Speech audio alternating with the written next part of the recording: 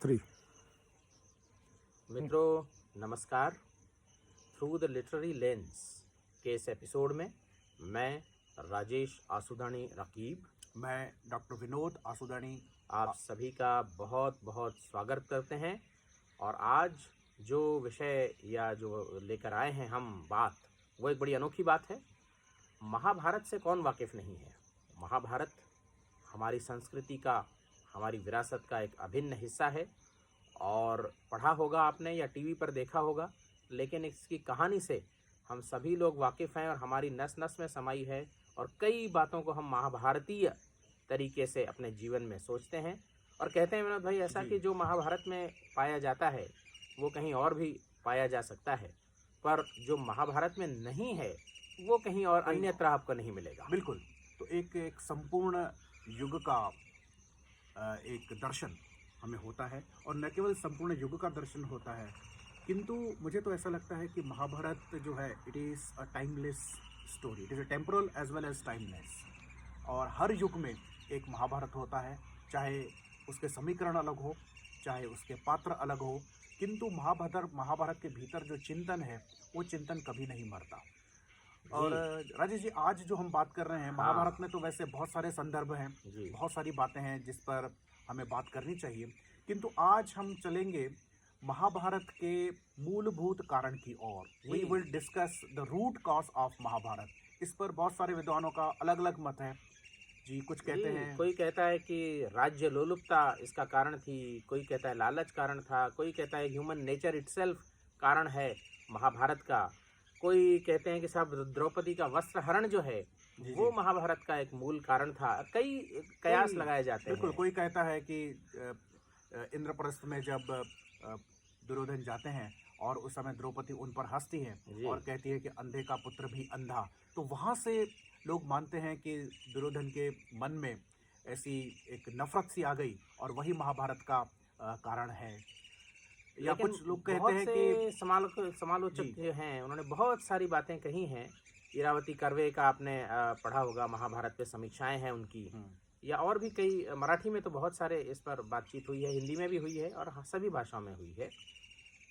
धृतराष्ट्र की महत्वाकांक्षा भी कारण मानी जाती है। वो खुद कुछ नहीं कर पाए और फिर अपने बेटे के माध्यम से अपनी महत्वाकांक्षा को पूर्ण करना चाहते हैं, और वे उस हद तक बढ़ जाते हैं कि उनको क्या सही क्या गलत का जो एक अवेयरनेस होती है, जागृति होती है, वो भी नहीं रहती। ऐसे सब बातें हैं। किंतु राजेश जी, हम आज महाभारत के इस मूलभूत कारण को एक अलग संदर्भ में, एक अलग परिप्रेक्ष्य में, एक अलग कॉन्टेक्स्ट में देखना चाहते हैं। और आपके नज़र से महाभारत का मूलभूत कारण, what is the root cause of Mahabharata in your opinion? जी, मैंने भी बहुत चिंतन किया है इस बात पर, और ये सारे कारण जो अभी हमने गिनाए, अलग अलग क्रिटिक्स ने, अलग अलग लोगों ने, समालोचकों ने कहे हैं, ये नहीं है ऐसी बात नहीं है। ये अपनी जगह हैं, अपनी जगह इनका रोल है, क्योंकि ये अगर नहीं होते, ऐसा नहीं होता, तो महाभारत नहीं होता। जैसे कॉज की अगर मैं बात करूं तो नेसेसरी एंड सफिशेंट कॉज, ये एक लॉजिक में बात है जो मैं आपको बिल्कुल संक्षिप्त में समझाऊंगा। किसी भी चीज़ का नेसेसरी कॉज वो होता है जिसके बिना वो नहीं होती। जैसे ऑक्सीजन, ऑक्सीजन के बिना हम जी नहीं पाएंगे, तो oxygen is necessary cause of our life. और सफिशेंट कॉज वो होता है जिसके होने के बाद वो चीज़ होती है, जिसका होना पर्याप्त होता है उस चीज़ के घटित होने के लिए। तो कॉज की हम जब बात करते हैं तो कॉज जो है वो नेसेसरी भी होता है इंडिविजुअली, और कलेक्टिवली टेकन सफिशेंट भी होता है। तभी उस चीज़ को हम कॉज मानते हैं कि जिसके बिना वो चीज़ नहीं होती और जिसके होने पर वो चीज़ घटित हो गई। तो ये कारण की जो अवधारणा है, ये लॉजिक में, फिलॉसफी में और कहीं भी कॉमन सेंस में भी ये पूरी तरह सिद्ध धारणा है, और हम इसी धारणा को लेकर चलते हैं। तो महाभारत का जब हम मूल कॉज खोजने जाते हैं तो मुझे वो एक घटना में प्रतीत होता है। आपको पता है, धृतराष्ट्र, पांडु और विदुर, ये 3 संतानें हुई थीं नियोग द्वारा, अंबिका, अंबालिका और उनकी दासी को। ऋषि व्यास द्वारा नियोग हुआ और ये 3 संतानें हुई। और जब ये बड़ी हुई तो राज्य के उत्तराधिकार का प्रश्न, हस्तिनापुर के उत्तराधिकार का प्रश्न, इनहेरिटेंस का प्रश्न, who will be the king, ये समक्ष उपस्थित हुआ। और उस समय की जो परंपरा थी कि जो ज्येष्ठ पुत्र है, the eldest son would inherit the kingdom, उस हिसाब से देखा जाए तो धृतराष्ट्र ही राजा बनने चाहिए थी। किंतु यहाँ एक और समस्या खड़ी हो गई। और धृतराष्ट्र जो थे आपको पता है जन्म से दृष्टिहीन थे, नहीं देख पाते थे। पांडु जो हैं वो जन्म से कमज़ोर थे, पीले पड़े थे, बहुत ही वीक थे, रोगी थे, रोगी। और विदुर जो थे वो दासी पुत्र दासी पुत्र थे, इसलिए उनका उनकी माँ अधिकार था दासी थी। नहीं। इनके उस समय के नियमों के हिसाब से उनका अधिकार था नहीं, और वैसे भी तीसरे थे वो आयु में भी। तो यहाँ एक बात आई सामने विनोद जी, जी, कि बिल्कुल। धृतराष्ट्र सबसे बड़े पुत्र थे जी बिल्कुल। और राज्य पर उनका अधिकार जन्म सिद्ध था। बिल्कुल। और दूसरी बात, योग्यता में अगर बात करें तो धृतराष्ट्र की जो शिक्षा दीक्षा हुई जी वो भी काफ़ी अच्छे से हुई। बिल्कुल। सारे शास्त्रों का उनको ज्ञान था। शस्त्रों का ज्ञान कम था क्योंकि वे दृष्टिहीन थे, तो वे शस्त्र चला नहीं पाते थे, पर उनको ज्ञान था शस्त्रों का। बिल्कुल। एक घटना आती है जी कि भीष्म पितामह धृतराष्ट्र को ही राजा बनाना चाहते हैं और इसके लिए वो तैयारियों में भी लग जाते हैं। जी किंतु बीच में विदुर जैसे कुछ लोग आते हैं और वो अपने विद्वता का प्रदर्शन करते हैं और उन्हें परामर्श देते हैं, उन्हें एडवाइस देते हैं। चूंकि धृतराष्ट्र को दिखाई नहीं देता, क्या एक राज्य का राजा, जहां वो शब्द प्रयोग करते हैं अंधा, जी हो सकता है क्या? तो भीष्म जैसे विद्वान भी हिल जाते हैं, उनका विश्वास भी हिल जाते हैं। और ये मैं तो कहूँगा कि विदुर की इस प्रकार की जो एक सतही सरफेसिकल विद्वता थी, उसके चक्कर में पड़ जाते हैं और वो भी ये मानने लगते हैं कि धृतराष्ट्र राजा नहीं बन सकते, उनकी जगह पर पांडु को राजा बना दिया जाए। तो धृतराष्ट्र ऊपर ऊपर से तो इस बात को स्वीकार करते हैं, किंतु कभी भी वो हृदय से इस बात को नहीं स्वीकार करते कि पांडु को राजा बना और जो कि उनका अधिकार था वो राजा बनने का। दृष्टिहीनता की वजह से जो अयोग्य करार दिया गया धृतराष्ट्र को राज्य गद्दी के, मेरे विचार से ये महाभारत का मूल कारण है। So it is a denial of Dhritarashtra's right to become king on the basis of his blindness is at the foundation of all the troubles of Mahabharata. और ये this is being legitimised continuously, इसको ठीक ठहराया जा रहा है महाभारत में, क्योंकि कह रहे हैं धृतराष्ट्र ने स्वेच्छा से स्वीकार किया, जबकि ये ऊपरी इच्छा थी, उनको दिखाना था कि हाँ हाँ ठीक है, मेरे भाई को ही बिठा दीजिए, कोई बात नहीं, उनके थ्रू मैं ही राज्य करूंगा। ये बहुत सारे उनकी कन्वर्सेशंस आती हैं जब वो गांधारी से बात करते हैं, दुर्योधन से बात करते हैं, वो बार बार ये गुस्से में कहते हैं कि मेरा अधिकार था राजा बनने का, किंतु मुझे वंचित कर दिया गया। तो ये जो डिनायल है, denial continues to prick anybody, right? किसी भी संदर्भ में किसी को कोई चीज़ डिनाय कर दी जाए तो उससे अधिक शायद पीड़ा कभी कोई नहीं होती है। निशा स्वप्न आते हैं, रात रात में स्वप्न में वो जाग उठते हैं, कराह और चीख उठते हैं, और धीरे धीरे ये उनकी जो कसमसाहट है ये बढ़ती जाती है।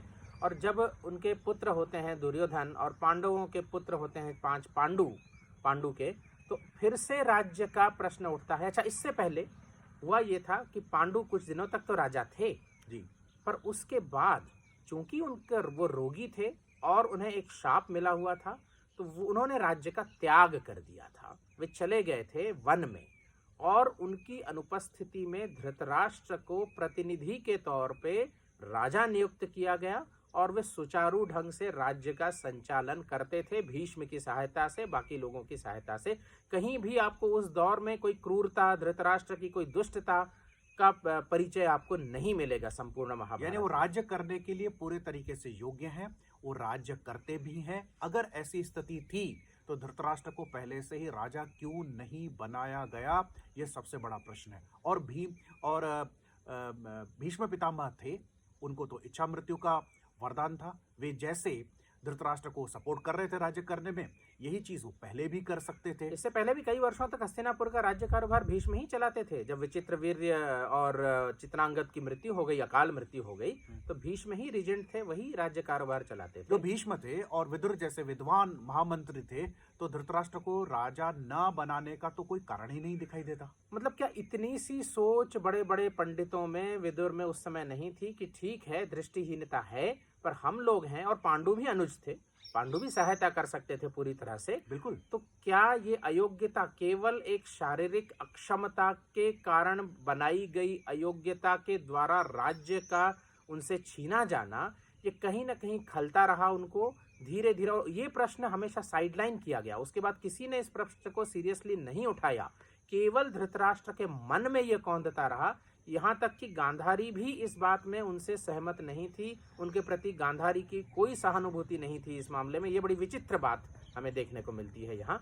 और दूसरी बात, ये जो दुर्योधन जो है, उसको भी ये बात खली कि उनके पिताजी को राज्य नहीं मिला, तो उसके कारण उनमें जो भी दुर्गुण आए, जो भी क्रूरता आई, वो इसलिए आई because he realised that his right as well as the right of his father were snatched away by the other people. और साइकोलॉजिकली की अगर आप बात करें तो किसी को अगर वंचित कर दिया जाए किसी बात से, तो निश्चित रूप से वो व्यक्ति विक्षिप्त हो ही जाएगा, फिर वो बुरे काम करेगा। तो बुरे काम करने का सारा दोष हम दुर्योधन पर नहीं डाल सकते। बिल्कुल, ये तो भाई माना जा सकता है कि दुर्योधन डिस्प्रपोर्शनेट हो गया, या ये भी माना जा सकता है कि दुर्योधन दुष्ट हो गया। लेकिन यहाँ सवाल दुर्योधन के राज्य पर अधिकार का नहीं है, यहाँ सवाल धृतराष्ट्र के राज्य पर अधिकार का है। और विकेरियसली कहीं दुर्योधन उसको आगे बढ़ा रहा था, पर उसको आगे बढ़ाने में वो उसका सेंस ऑफ प्रोपोर्शन कहीं खो गया, और सेंस ऑफ जो इविल उसमें आ गया, ये तो माना जा सकता है। लेकिन वो आया क्यों? दुष्टता अपने आप तो नहीं हो बिल्कुल, पाती। वो वापस चले कि ये सिर्फ धृतराष्ट्र की बात नहीं थी। मैं तो ये मानता हूँ कि संपूर्ण उस महाभारत के युग में, और मैं तो कहूँगा आज तक ही, सामाजिक चिंतन ऐसा है जहाँ किसी भी दृष्टिहीन या दिव्यांग या विकलांग को उसके सही अधिकार नहीं दिए जाते। मैं तो आज भी ये प्रश्न उठाऊँ, क्योंकि महाभारत एक पॉलिटिकल कॉन्टेक्स्ट में डेवलप होता है। Apart from its social context, there is a strong political context as well. तो आज भी सामाजिक एवं राजनीतिक संदर्भों में, यानी in the social and the political context, जो डिसेबल्ड लोग हैं, क्या उन्हें आज के लोकतंत्र में, आज के डेमोक्रेसीज में भी उन्हें अपने अधिकार मिलते हैं क्या? Whether the disabled people have been given the legitimate representation in the entire political, social and the democratic setup even today?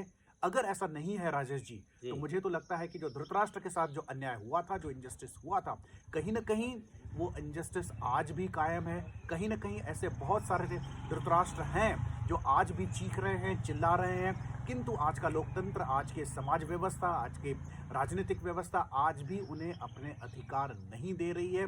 तो महाभारत की व्यथा, जब पांडु युद्ध जीत जाते हैं, वो समाप्त नहीं होती है।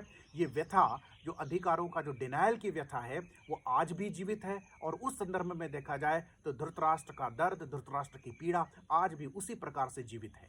बिल्कुल, ये एक बहुत बड़ी बात आपने कही है विनोद जी। धृतराष्ट्र का जो हनन है, अधिकारों का हनन, वो एक राज्य के परिप्रेक्ष्य में हुआ, एक राज्य के लिए हुआ उनका।